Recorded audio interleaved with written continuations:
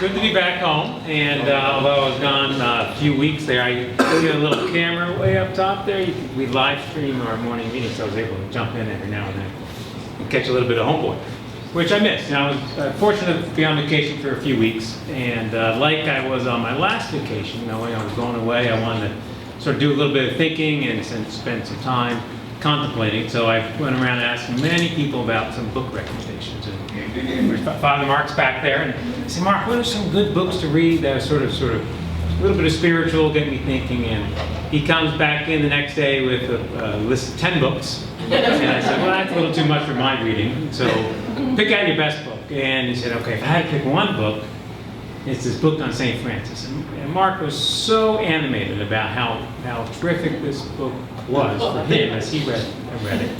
And only Mark could be animated when he's talking about some of these subjects. And so I read the book on St. Francis, and St. Francis was, I guess, lived 1400s, about 1500s.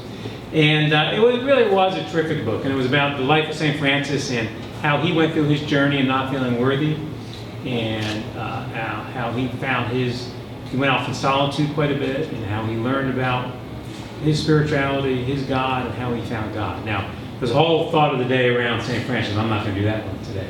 But it was a good book for me to read and kind of put me in this frame of mind. And so while we were away, we went off to Sunday church service. And during that church service, as all masses, so the communion prayer happened. And there's a prayer within that communion section that just always speaks to me. And then somehow between reading about St. Francis and his worthiness and seeking peace, as I heard these words, it sort of made me think a lot about Homeboy, and a lot about what we are here as, what this agency is about, and what we are about as a community. And so it's a little bit dangerous doing all this to two Catholic priests in the audience about interpreting the communion prayer. But the prayer is a simple two lines. Lord, I am not worthy that you should enter under my roof, but only say the word, and my soul shall be healed. To me, this always has been the best part of the service for me, is speaking that prayer. And there's really three key words in that prayer that I want to really have us focus on, is worthy, three words, worthy, soul, and heal. And when I think a lot about Homeboy Industries and what we are as a community, and how as people walk through those doors and what they see, to me we're a sanctuary, we're a spiritual place. And that many of you have walked in here not really feeling worthy.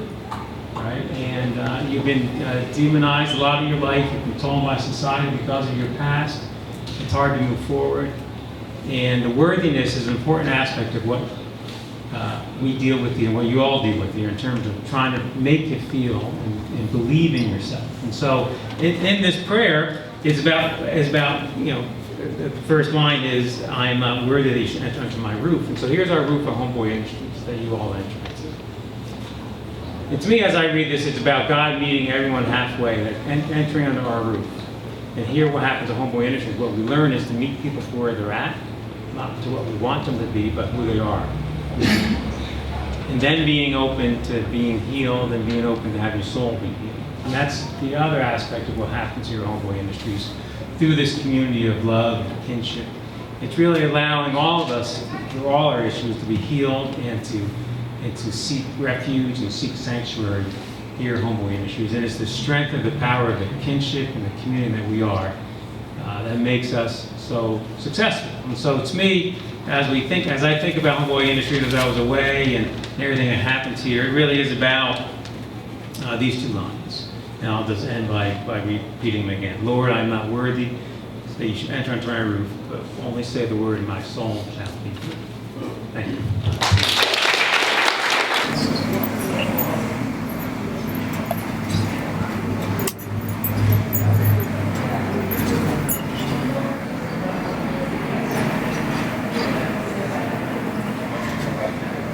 Really?